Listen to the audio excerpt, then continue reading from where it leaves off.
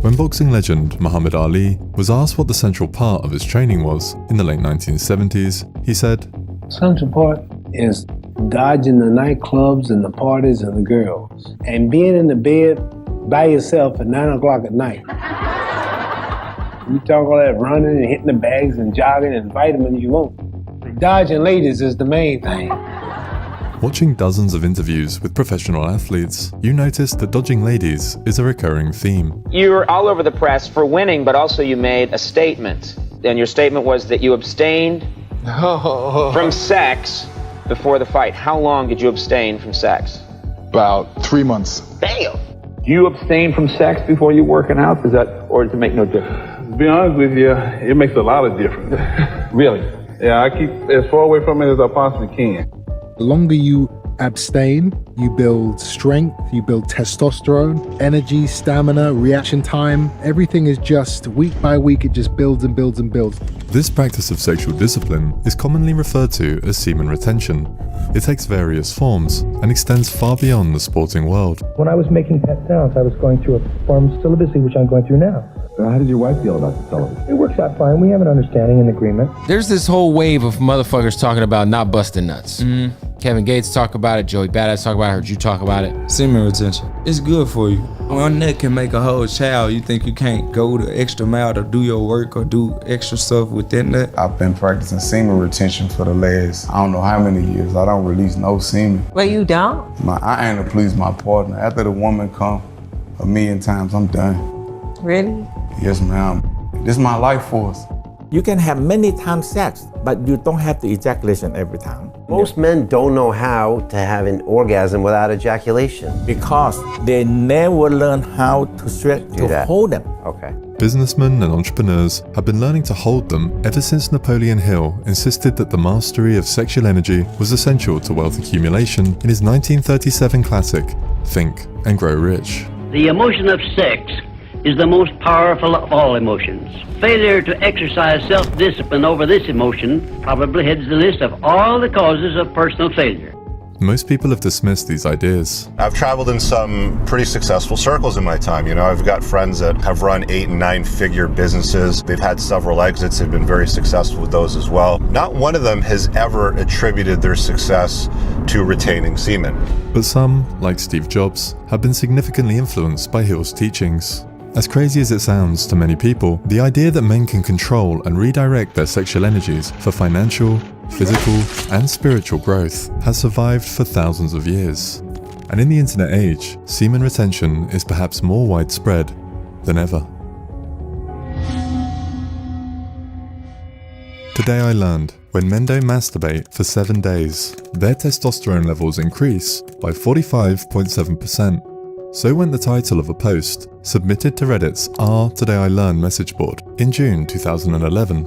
Sourced from a Chinese study published in 2003, the post went viral and led to a new subreddit, r/nofap, followed by a standalone website of the same name. The NoFap forum soon became a place where members encouraged and championed one another for their efforts to overcome their chronic addiction to X-rated content and self-stimulation.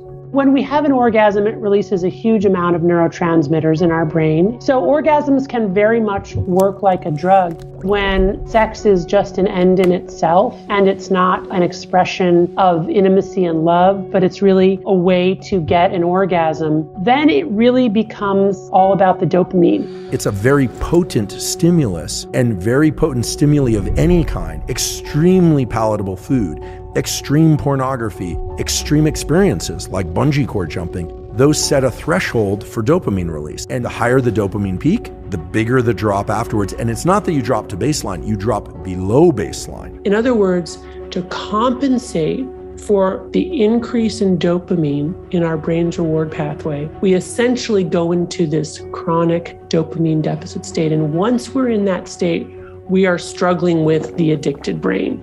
Now, if we wait long enough, baseline dopamine levels are restored.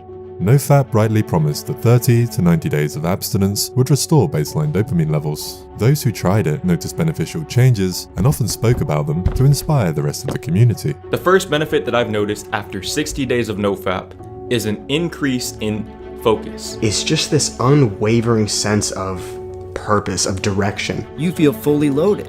You're fully charged. You're operating at 100%. You're an unstoppable force. The confidence on NoFap is unlike anything that you might experience. My confidence is through the frickin' roof. I can feel it, like I'm there, I'm present, and I have that, and I'm just so present. I feel like I've hit that day on my retention to where it's like people just really feeling my energy, bro. They're in a conversation and they feel like they can connect with the other person because they're actually there. The amount of dopamine they're getting from that interaction is enough for them to actually be there and be connected with them. They can go outside, they can see the birds flying around, and it will have an impact on them versus before they might have seen the birds and it's like it is what it is, right? What's fascinating is that plenty of men on NoFap believe their transformation has less to do with normalized dopamine levels than the power of semen itself. They embrace the ancient idea that semen is a vital and almost magical force that can enhance a person's life in remarkable ways when it's preserved and reabsorbed in the body. When we lose our semen, we're losing the fundamental essence of our energy. So that's going to bring everything else down. This is vital life force. You keep it inside of you, and it gives you energy. It turns all the brain cells on in your head. Your spiritual senses, your spider senses start to come online. You start levitating, you become stronger. You start to look younger, you start glowing. You got a certain light to you because you're keeping the light inside of you. You're not shooting the light out. Semen retention will give you enormous superpowers. It will turn you into a god, man. You know those like X-Men that like see through people like an X-ray? That's what it does to you. You feel like $1 million. On NoFap, you feel like the sun. I'm telling you, you get to that certain amount of days, you're gonna feel different. You're gonna wake up different. People gonna treat you different. Everything gonna go your way. One of the critical sources of inspiration for most of these ideas is the book Practice of Brahmacharya by the Hindu spiritual teacher Swami Sivananda. In it, Sivananda claims that one who has perfect control over sexual energy attains powers unobtainable by any other means. Semen is the real vitality in man, and so whenever the seminal secretions are conserved and thereby reabsorbed into the system, it goes towards enriching the blood and strengthening the brain. Semen retention gurus claim that this physiological process and the following improvements depend on transmutation or sublimation. The proper means of self-discipline of the emotion of sex is transmutation. The control and direction of this great emotional feeling toward the attainment of worthy purposes, such as the fulfillment of one's major purpose in life. The Mystery of Sex Transmutation, a chapter in Napoleon Hill's Think and Grow Rich, says that if the emotion of sex is not transmuted into some creative effort, it will find a less worthy outlet. The emotion of sex contains the secret of creative ability. When driven by this emotion, men become gifted with a superpower for action. Transmutation will lift one to the status of a genius. If you want to rise to the level of genius, then semen retention is your path. If you practice NoFap for extended periods of time, if you retain your semen, if you retain your vital energy, you will have access to knowledge and insights that no other man can have. You'll become a genius. You could become a millionaire within 5 to 7 years. If you're young, you could do it even sooner. Committed semen retainers defend the link between semen retention and genius by citing reported celibates of the past, like Nikola Tesla, Leonardo da Vinci, Ludwig van Beethoven, Immanuel Kant, Mahatma Gandhi, Henry David Thoreau, and Friedrich Nietzsche. But it's evident from the way most advocates of semen retention speak online that they're far less interested in expressing dormant genius than in maximizing their attractiveness to women. You come up to a girl, and your balls are full. You have the seed within. You are 100% showing up to the doorstep as a man. She can feel that energy miles away, bro. Before you even get there, like, goddamn, there's a disturbance in the force. Is there like a tsunami coming? No, it's just you, right?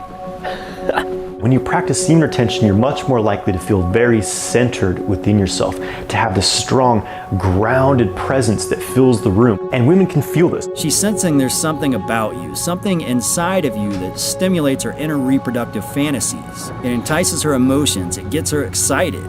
You're gonna realize there's gonna be a lot more girls attracting you. It's almost like a magnet, you know, you become a magnet pretty much to them, right? This type of language attracts men hoping for an upswing in sexual success. But of course, a warning is attached to the message. Sex while on semen retention. You gotta hold that nut, boys. Don't give her what she wants. Let her come. Why are you trying to come? You know how you gonna feel after, bro. When you ejaculate, your whole life force is being taken away from you. Like it says in Proverbs 31:3, do not give restraints to women, those who destroy kings. Because that's what they do. They take your life force energy and strip you of it. They rob you of it, and you're stuck on a lower vibration. Convinced of the evils of semen loss, men practicing semen retention are prone to despair when they eventually relapse by way of a woman, or, more commonly, their own hand. Your boy relapsed, and that shit was a mess, bruh. Yeah, I'm gonna try not to do it again. After you break a nofap streak, because you succumb to the urges, you feel like a piece of shit. I've come across more young men who have been pained by nofap than who have just like got problems with like porn and masturbation. Yeah, because they get like this existential crisis where now they feel like more of a loser because they keep failing nofap. For some of these men, the answer to the pain of relapsing is tantric practice. It's entirely possible for men to ejaculate without orgasming and orgasm without ejaculating. If you can learn to hold a higher level of arousal without becoming so tense that you hit your breaking point, then you can experience orgasms without ejaculating. And the benefit to this is that you never experience that refractory phase after an ejaculatory orgasm, where prolactin is released into the bloodstream, you feel fatigued, you feel tired, right? You don't have to experience that, at least not frequently, if you choose not to by having non-ejaculatory orgasms. The final note on sex without ejaculation brings us full circle back to the science of testosterone. The question that I often get, in fact, is one of the questions I get most often in the comments on YouTube, I don't know why that is whether or not ejaculation adjusts testosterone levels. And it turns out that sex and ejaculation itself does not reduce testosterone levels. However, abstinence or sex without ejaculation for a week or more will increase testosterone levels up to 400%. If this sounds too good to be true, that's because it is.